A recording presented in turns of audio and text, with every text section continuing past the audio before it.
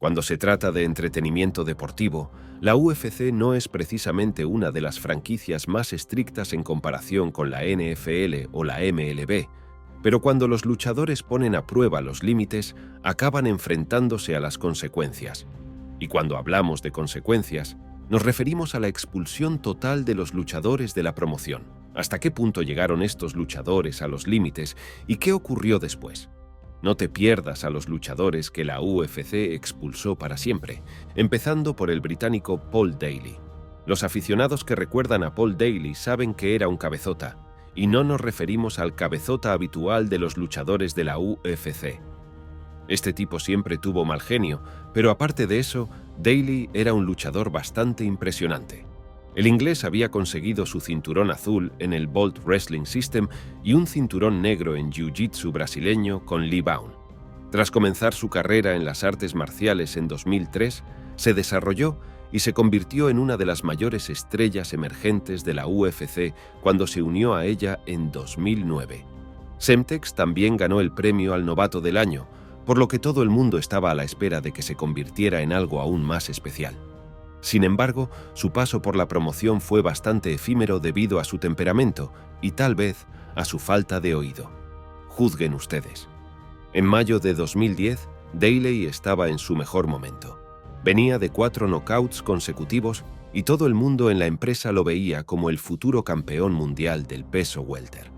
Con todo el bombo a su alrededor, fue convocado al UFC 113 en Montreal para enfrentarse a Josh Koscheck en un combate eliminatorio por el título para determinar el próximo retador del entonces campeón del peso welter Georges St-Pierre.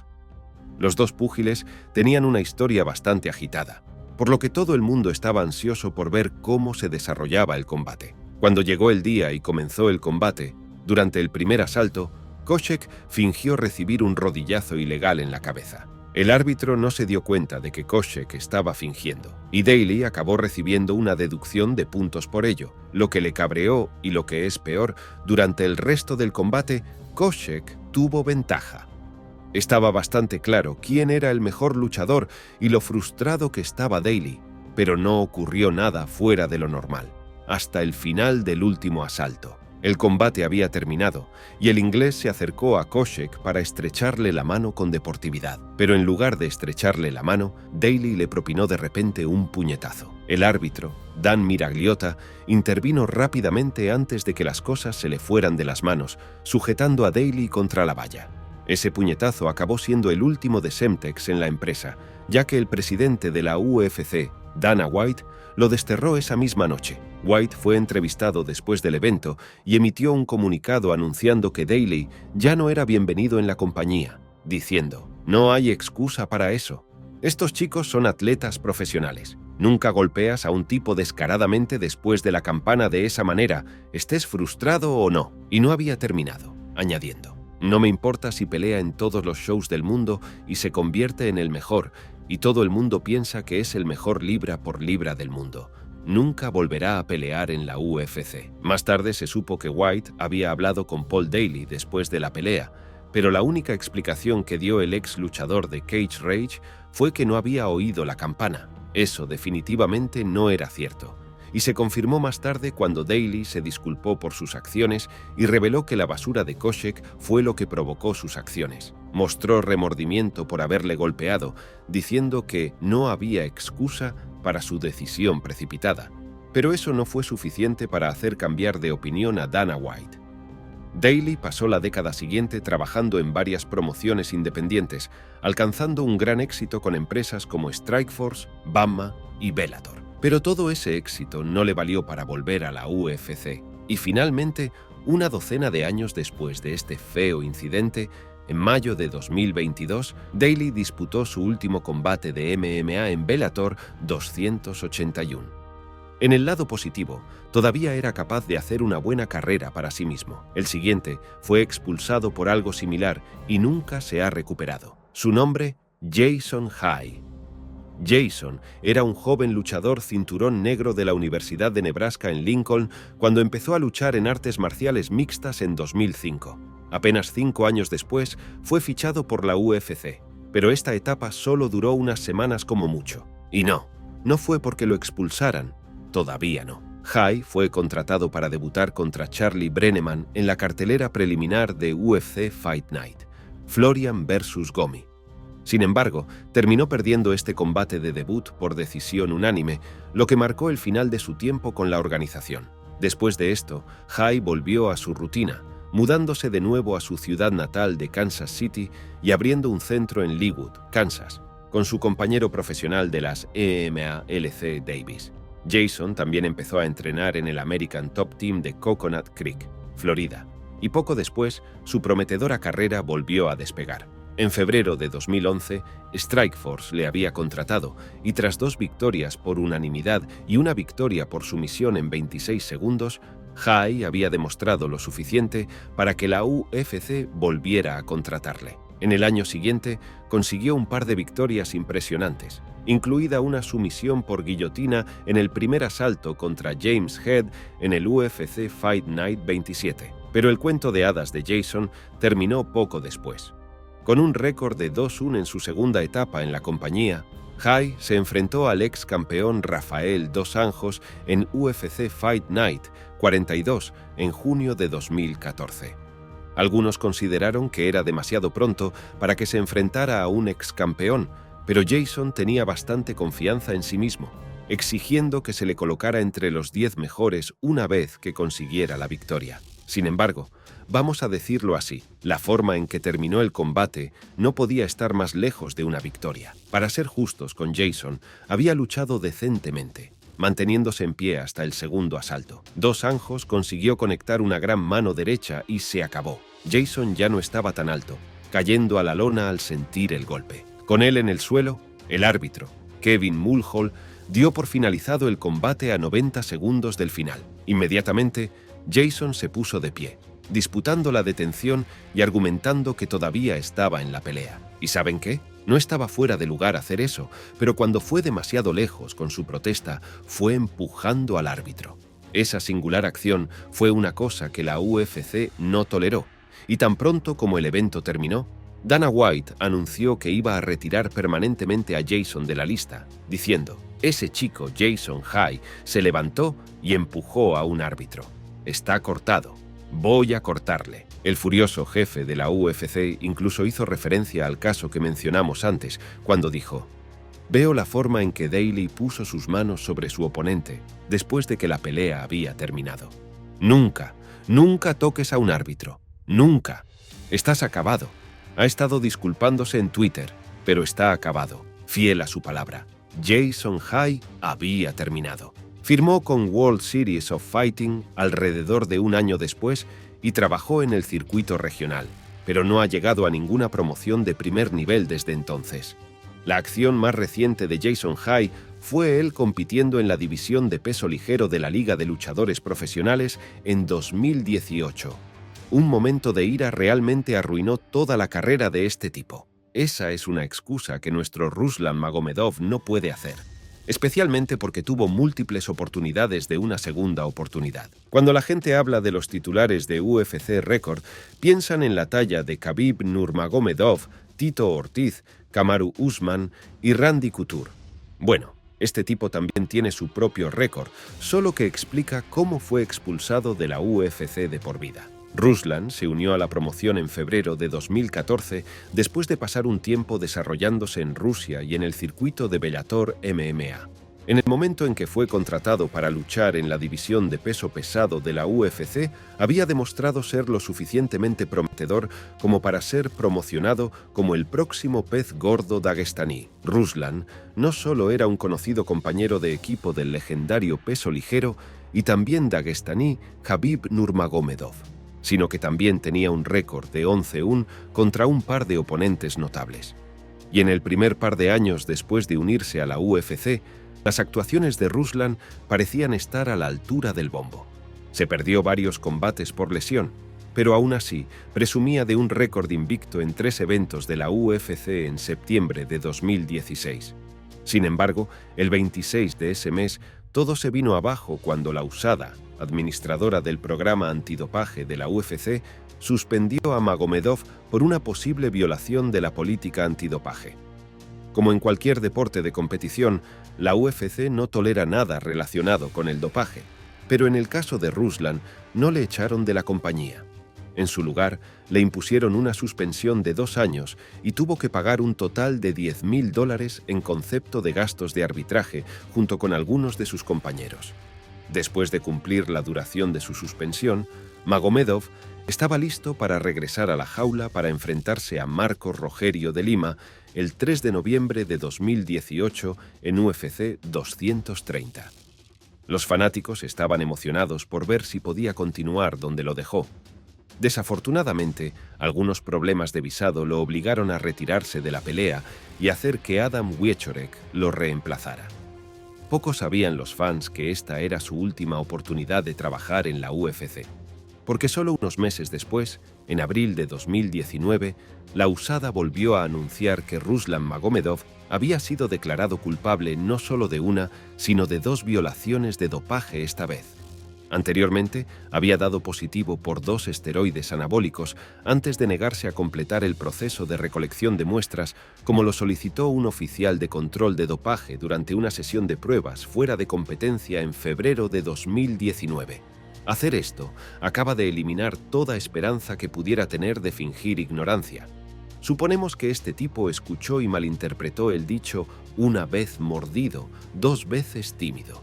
Viendo que estaba en su 3ª violación de dopaje, la USADA anunció una prohibición de por vida para el luchador ruso, lo que también significa una prohibición de por vida de la UFC. Este es el récord de Ruslan, el primer luchador de la UFC sancionado de por vida por la USADA. Una auténtica locura. Desde entonces, Magomedov ha firmado con la promoción rusa ASEA, pero no ha encontrado el éxito, siendo noqueado en uno de sus 3 combates y perdiendo otro por decisión dividida. Al igual que Jason High, otra prometedora carrera se va al garete. A continuación, tenemos a uno de los luchadores más famosos que han sido expulsados de la UFC, Matt Riddle. Espera un minuto. El mismo Riddle que ganó el NXT Tag Team Champion, el WWE United States Championship y solía ser compañero de Randy Orton? Sí, este imbécil de la compañía de Vince McMahon solía estar en la UFC antes de ser expulsado. Matt hizo su debut profesional de MMA en la UFC el 21 de junio de 2008, cuando derrotó a su compañero de elenco de Ultimate Fighter, Dante Rivera, por decisión unánime. A partir de entonces, Matt se convirtió en uno de los mejores de la compañía, enfrentándose a algunos de los nombres más importantes de las MMA, como Nick Osipczak, Steve Bruno, Lance Benoist, Damarcus Johnson y TJ Wallbarger. Su récord en el octágono de 10-3 en el momento en que fue expulsado de la compañía también le convierte en uno de los mejores que jamás han sido expulsados. Y si necesitas más pruebas de ello, ¿qué te parece el hecho de que Matt Riddle también terminó su carrera en la UFC en el 3er puesto de la historia de la promoción en defensa de derribos con un 89,3% y en el 8 degree puesto en el total de golpes que ha asestado con 1.350? Está claro que era un luchador increíble, pero al igual que el personaje por el que era conocido en la WWE, Riddle tenía terribles instintos profesionales. Y con el tiempo, todo empezó a pasarle factura. Poco después de una de sus victorias más memorables contra Chris Clemens en el UFC 149, en la que Riddle ganó una bonificación de $65.000 por la sumisión de la noche con su primera victoria por sumisión, se anunció que Riddle había sido suspendido durante 90 días. ¿Por qué? Bueno, el joven luchador había dado positivo por marihuana en el control antidopaje posterior a una pelea en junio de 2012. Su victoria sobre Clemens se convirtió en un no contest que debería haber dolido. Pero obviamente no fue así porque solo unos meses después, Riddle falló otra prueba de drogas. Esta vez, acababa de derrotar a Che Mills en UFC On Fuel TV. Brown versus McDonald por decisión dividida. 10 días después, se sometió a un control antidopaje y se descubrió que tenía bastante marihuana en el torrente sanguíneo, por segunda vez en menos de un año. La cuestión es la siguiente. Hoy en día, el consumo de cannabis no se considera una infracción grave por parte de la USADA y las comisiones de atletismo. Pero hace una década iba contra las reglas, especialmente cuando un atleta fallaba 2 pruebas en el mismo año. Aunque la UFC no emitió un comunicado oficial prohibiéndole la entrada de por vida, Dana White se empeñó en declarar el hecho, diciendo: «Todo el mundo va a tener una excusa de por qué fueron cortados». Matt Riddle hizo una entrevista antes de esa pelea en la que dijo: «Fumo hierba para no golpear a mis hijos», y luego dio positivo. «Es un maldito idiota. Por eso no está aquí. Está cortado porque es un imbécil». Y el clavo en el ataúd fue cuando Dana agregó: «Se lo pondré muy fácil. Simplemente no le pediremos que vuelva». No sé qué pensáis vosotros, pero a nosotros nos parece que Dana podría estar más enfadada por lo que dijo Riddle que por haber consumido marihuana. Matt Riddle pasó por Bellator EMA y Titan FC antes de entrar en la industria de la lucha libre. Ha tenido bastante éxito, aunque fue despedido por la WWE en 2023.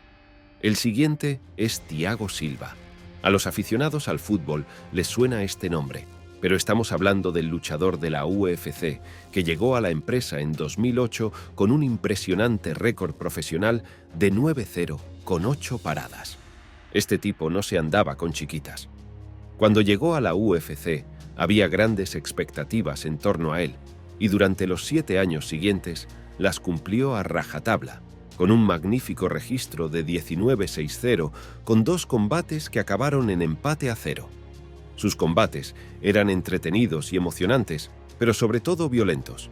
Y claro, la UFC consiste en que 2 luchadores se den de hostias, pero los combates de Thiago Silva eran incluso más salvajes que los enfrentamientos habituales.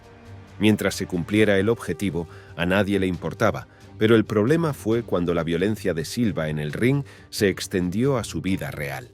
En primer lugar, en 2011, Silva fue declarado culpable de alterar sus muestras de orina para un control antidopaje de su combate UFC 19-6-0. Admitió haber cambiado su orina para evitar la detección de algunas sustancias ilícitas que había estado consumiendo y que, según afirmó, se debían a una lesión de espalda. Por este delito, Silva recibió una suspensión de 1 año. Su victoria más reciente fue cambiada a no disputada. Perdió el 25% de su bolsa y $20.000 de una bonificación por victoria de $55.000. Pero como prueba de lo bueno que era en el ring, en cuanto cumplió su pena de suspensión, Silva volvió a embolsarse victorias por nocaut hasta febrero de 2014. El veterano de la UFC fue detenido en Oakland Park, Florida, por amenazar supuestamente con una pistola al condecorado artista de MMA Pablo Popovich en su centro de jiu-jitsu brasileño. Al parecer, Popovich mantenía una relación con la esposa de Silva, Taissa Camigi. Los informes revelan que Camigi había llamado a la policía justo el día anterior para denunciar que Silva había violado una orden de protección temporal. No se ha revelado el motivo que le llevó a amenazarla a ella y a Pablo. Todo lo que sabemos es que Silva fue acusado de agresión con agravantes y resistencia no violenta a un agente. En cuanto se supo la noticia de su detención, el presidente de la UFC, Dana White, anunció que Silva no volverá a pelear en la UFC y lo liberó inmediatamente de su contrato. Pero la historia no acaba aquí. Verás, unos 7 meses más tarde, el 4 de septiembre de 2014, un juez de Florida retiró todos los cargos penales contra Silva citando la falta de pruebas, lo que significa que era un hombre libre. La UFC faltó a su palabra y volvió a contratar a Thiago Silva. Entonces, ¿por qué está en esta lista? Porque todavía hay un giro más en esta historia. Apenas 2 semanas después de su reincorporación a la promoción, apareció un vídeo incriminatorio que demostraba que Silva era culpable de la agresión. Todos los cargos habían sido retirados, pero Dana White, que seguía considerándolo un riesgo de fuga, anunció que Thiago Silva había sido liberado de su contrato de nuevo. Y esta vez se ha quedado así. Claro, el veterano de la UFC no está en la cárcel, pero en realidad sigue compitiendo activamente en otras promociones como KSW y Eagle FC, pero no en la UFC. Nunca más. De un notorio luchador brasileño a otro, tenemos a Rousimar Palhares. Si hay una persona a la que Dana White ha encontrado difícil sancionar de por vida, es definitivamente este tipo. Rousimar Palhares está sin duda entre los mejores grapplers de la historia de las MMA, no solo de la UFC. Este tipo ha competido en la división de peso welter de Absolute Championship ACMAT, Fight Nights Global, Confrontatia Stuk Walki, la UFC y la Serie Mundial de Lucha, y tuvo éxito en todas partes. Su atributo más fuerte es sin duda su poderoso juego en el suelo, que le ha ayudado a terminar 12 de sus 16 victorias por sumisión con bloqueos de piernas. Una vez que sus oponentes se ven envueltos en sus piernas, se acabó el juego. Pero, ¿quieres saber qué es lo más loco? El punto fuerte de Palhares acabó siendo su perdición. Verás, ser un maestro de su increíble atletismo y habilidades de BJJ era genial. Pero el brasileño cultivó un infame hábito desagradable de aferrarse a la sumisión mucho después de que el oponente se rindiera. A veces lo hacía incluso después de que el árbitro interviniera y le dijera que se detuviera. Era como si le gustara. La primera vez que esto sucedió fue contra Thomas Droll en 2010 en el UFC 111, cuando atrapó a su víctima en una de las sumisiones más peligrosas, la barra de rodilla. Esta sumisión podría resultar en fracturas y rotura de ligamentos si se hace demasiado tiempo, pero por alguna razón, a pesar de Droll golpeando con urgencia y gritando de dolor, Palhares se negó a dejarlo ir. El árbitro tuvo que tirar de él con fuerza para que soltara a su oponente. Se le impuso una suspensión de 90 días por no soltar la sumisión después de la parada inicial, así como muchas reacciones en los medios de comunicación. Pero 2 años después, volvió a hacerlo. Esta vez, su víctima fue Mike Pierce en UFC Fight Night 29. Apenas habían transcurrido 30 segundos de la pelea y Palhares ya había acabado con Pierce, al que sometió con un gancho de talón. Pierce, muy dolorido, dio 8 golpecitos urgentes, pidiendo ayuda a gritos, pero Rousimar parecía no oírle ni importarle. Una vez más, el árbitro tuvo que intervenir y detener el combate de inmediato. Resultó ser la gota que colmó el vaso para Dana White, quien emitió un comunicado al día siguiente anunciando que Palhares había sido retirado de la lista y dado de baja de la compañía, diciendo: «Este es el segundo incidente que hemos tenido con Palhares. Tenía el candado y no lo soltaba. Finalmente lo soltó, pero voy a cortarle a él también». Cuando el entrevistador hizo la pregunta determinante sobre si el brasileño volvería a pelear en la UFC, la respuesta de White fue simple y directa: «Está acabado». Lo más loco es que Rousimar Palhares también fue expulsado de la WSOF, exactamente por la misma razón. Bromas aparte, puede que necesite ver a un psiquiatra por esto, porque es algo realmente desastroso. Pero si crees que esto es inquietante, echa un vistazo a este último luchador que fue expulsado de la UFC por la más horrible de las razones: Jonathan Koppenhaber. Aquellos que lo conocen, tal vez, lo recuerden bajo el nombre de War Machine. Este tipo llegó a la UFC a través de la 6ª temporada del reality show Ultimate Fighter en 2007. Era claramente un luchador muy prometedor y lo demostró en su debut, que ganó por KO antes de aplastar a Yoshiyuki Yoshida en el UFC 84 por decisión unánime. Pero, ¿adivinen qué? La carrera de este tipo se acabó en cuanto empezó. Después del combate contra Yoshida, el director de UFC, Joe Silva, le ofreció un combate contra Brandon Wolf. Para sorpresa de todos, Koppenhaber lo rechazó y empezó a pelearse con Silva a lo grande. Las cosas se pusieron tan tensas que Silva ofreció ese combate como única opción: aceptar la oferta o no pelear. Por alguna razón, War Machine se negó a aceptar el combate. Mientras esto sucedía, el ex luchador de UFC, Evan Tanner, falleció trágicamente. Y mientras toda la compañía estaba de luto, War Machine publicó en las redes sociales que creía que Tanner se había suicidado debido a su carrera sin éxito. Esta controvertida declaración hizo que todo el mundo de las MMA se volviera contra él y finalmente la UFC lo liberó por negarse a participar en un combate y por hacer declaraciones tan vulgares. Incluso cuando los forenses demostraron que la muerte de Tanner no estaba relacionada con el suicidio, War Machine se negó a retractarse. Pasó a trabajar en algunas promociones independientes y también trabajó en la industria del cine para adultos. Y entonces, en marzo de 2017, saltó la noticia de que Copenhaver había sido condenado por 29 delitos graves tras agredir sexualmente y golpear duramente a su exnovia Christine McKinley y al novio de esta ya por 2014.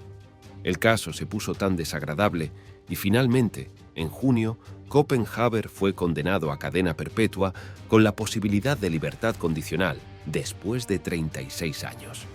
Así que, aunque la UFC alguna vez tuviera planes de volver a contar con él, ahora ya no hay remedio.